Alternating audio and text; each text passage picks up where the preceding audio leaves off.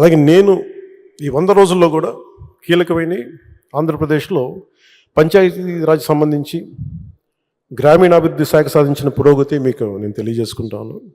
3 అంచెల స్థానిక సంస్థలకు నేరుగా 23-24 సంవత్సరానికి 15వ ఫైనాన్స్ కమిషన్ గ్రాంట్లు 2వ విడత కింద 998.62 కోట్లు విడుదలయ్యాయి.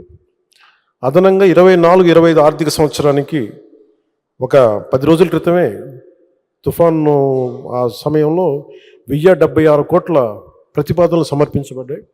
ఇందాక వస్తుంటేనే మెసేజ్ వచ్చింది, అది కూడా ఆమోదం పొందింది, ఈరోజు శాంక్షన్ కూడా అయింది. మీరు గుర్తుపెట్టుకోవాల్సిన 70% పంచాయతీలు వైసీపీ గెలిచిన పంచాయతీలు. ఎన్నికలు జరగలేదు అనుకున్నది వేరే విషయం.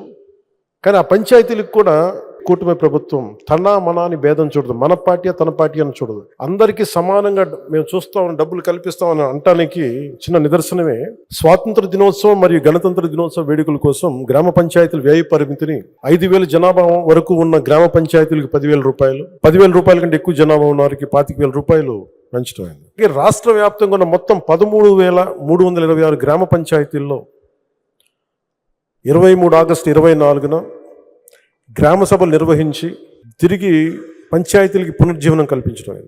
ఈ గ్రామ సభలో సుమారు 1 కోటి మంది పైగా గ్రామస్తులు పాల్గొని ఒకటే రోజు 13,326 గ్రామ సభలు నిర్వహించడం ఆంధ్రప్రదేశ్ పంచాయతీరాజ్ మరి గ్రామీణాభివృద్ధి శాఖ అది ఒక బలమైన ప్రపంచ రికార్డుని సాధించింది.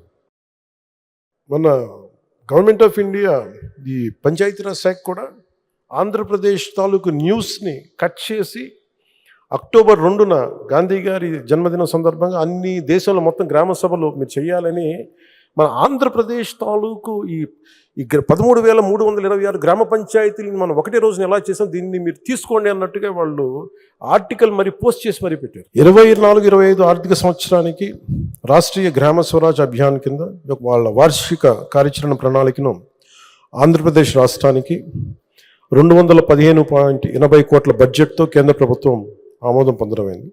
తద్వారా ఆంధ్రప్రదేశ్లో సుమారు 1,00,000కు పైగా స్థానిక సంస్థలకు, ప్రతినిధులకు, ఉద్యోగులకు శిక్షణా కార్యక్రమాలు నిర్వహించడం జరుగుతుంది. గ్రామ పంచాయతీలకు ఆదాయ వనరులు అభివృద్ధి చేయడం కొరకు వినూత్న కార్యకలాపాలకై ప్రత్యేక దృష్టి సారించడం, తద్వారా ఆర్థికంగా స్వయం సమృద్ధి పొందేలా RGSA ప్రణాళికని రూపొందించాం. రాష్ట్ర ప్రతిపాదన 40 కోట్లను CEC ఆమోదించింది.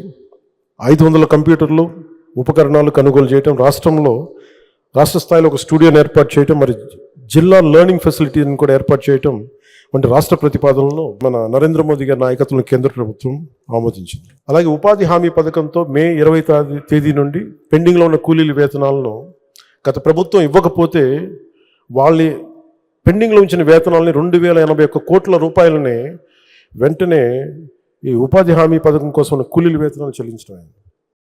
స్థానిక సంస్థలకి, పంచాయతీ సంస్థలకి అసలు డబ్బులు లేవు. అధికారులు యంత్రాంగాన్ని రివ్యూ మీటింగ్స్లో చేస్తున్నప్పుడు అడిగితే డబ్బులు రావాలి, ఏం చేయాలో తెలియట్లేదు అనే స్థాయి నుంచి ఆయనకి ఒకసారి నేను తెలియజేసుకున్నాను, ఇట్లా డబ్బులు కొంచెం 1 రోజు సమయం ఇవ్వండి అని చెప్పి స్థానిక సంస్థలకి ఆయన 1,452 కోట్లు ఇచ్చి నిర్జీవం అయిపోతున్న పంచాయతీలకి, నీరసపడిపోతున్న పంచాయతీలకి తిరిగి ప్రాణం పోశారు చంద్రబాబు గారు 1,452 కోట్ల రూపాయలు ఇచ్చి. ఆగస్టు 23వ తారీఖు రాష్ట్ర వ్యాప్తంగా మునిపెన్నడూ లేని విధంగా ఒకే రోజున గ్రామ సభల్లో గ్రామీణ సభ నిర్వహించని తెలుసు. అలాగే ఉపాధి హామీ పథకం ఈ ఆర్థిక సంవత్సరం సరిపడా 4,500 కోట్ల రూపాయల పనులకు గ్రామ సభలు ఆమోదం తీసుకోవటం అయింది. 46,745 ఎకరాల్లో ఉద్యానవన పంటల కొరకు మొక్కలు నాటడం జరిగింది.